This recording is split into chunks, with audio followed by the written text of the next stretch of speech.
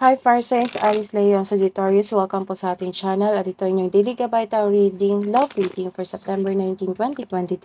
Please be reminded that this is general reading po, sa maaari kayo makarelate o hindi. Just take what resonates. Gamitin ang reading na ito bilang gabay lamang. Balik po kayo dito bukas para sa ating Daily Gabay Tarot Reading for September 20, 2023. Please like, subscribe, and click bell button para updated po kayo sa Daily Tarot Reading natin. Maraming salamat po. Para po sa gusto magpa-reading, naka-promo po tayo ngayon from September 17 to 20. Available po kasi full reading ito from your energy, love, career, and money. Maaari nyo pong makuha ang link na ito sa description box. Message nyo lang po ako sa messenger. Maraming salamat po. Spirit guys, ano pang ganap today kay Aries, Leo, and Sagittarius ngayong September 19 para sa mga single po.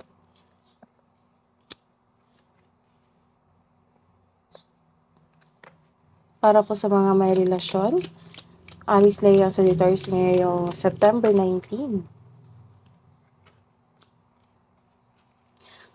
So, nagkaroon ng stability, nagkaroon ng self-growth dito para sa mga single. Nagkaroon ng self-growth, you are flexible, handa ka ng tumanggap ng bagong pag-ibig. Yung dahilan ng inyong past is nagkaroon ng obsession.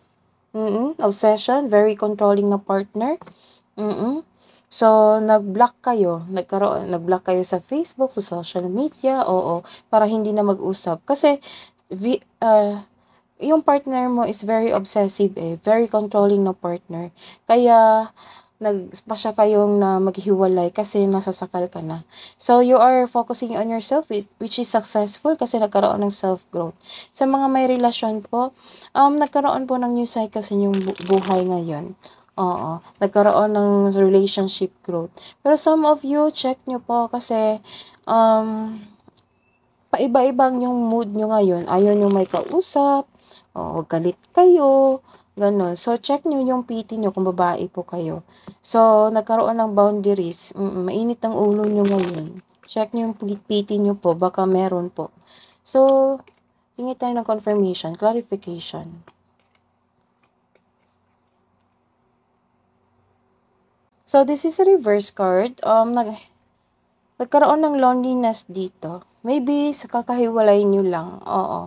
Nagkaroon ng loneliness. This card tells you na takot ka mag-isa. May sinasabi dito na takot ka mag-isa. Or yung past ex mo is takot mag-isa. Ayun. Pero don't worry, nagkaroon talaga ng self-growth dito. Some of you siguro mga matured na.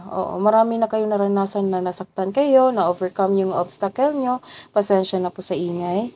So, the advice is it's time to reach out for support and connection. Use your intuition to guide you towards a meaning that resonates. Makabangon din kayo after this breakup. Kasi nakita ko dito na may self-growth. Flexible lang kayo, handa na kayo magtanggap ng isang bagong pag-ibig. So, this is,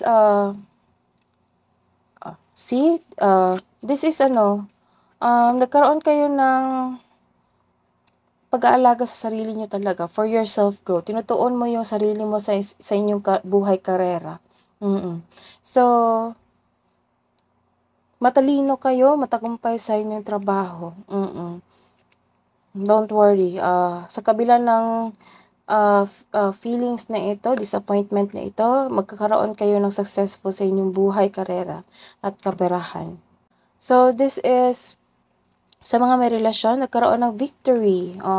Nalampasan nyo yung obstacles nyo, yung naranasan yung struggle. Kasi nagkaroon kayo ng away dito may nakikita ko dito may nag-aaway talaga. May nag-aaway. Nagkaroon ng argument. Kasi pilit kayong kinakausap. Sabi mo, not today. Ayoko, mainit ang ulo ko. Baka ano yung masabi ko. Pero nag-aaway na. Ano kaya ito? Maybe may blessing na ganap. Check nyo po. Hidden truth para sa mga single. Iniisip mo, iniisip niya. I want to be more than friends. Sa mga may relasyon, I know I was a distraction from your pain. Sa mga single dyan, love advice.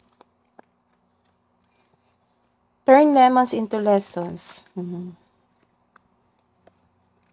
Yung mapait na alaala, gawin mong lessons. So, this is respect your relationships. Oo, respect your relationship.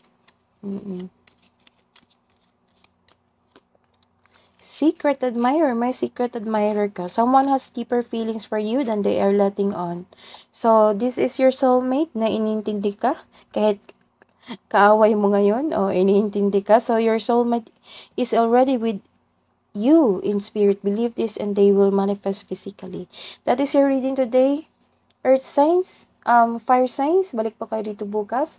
Please like, subscribe, and click bell button for notification para po updated kayo sa daily tarot reading natin. Maraming salamat po.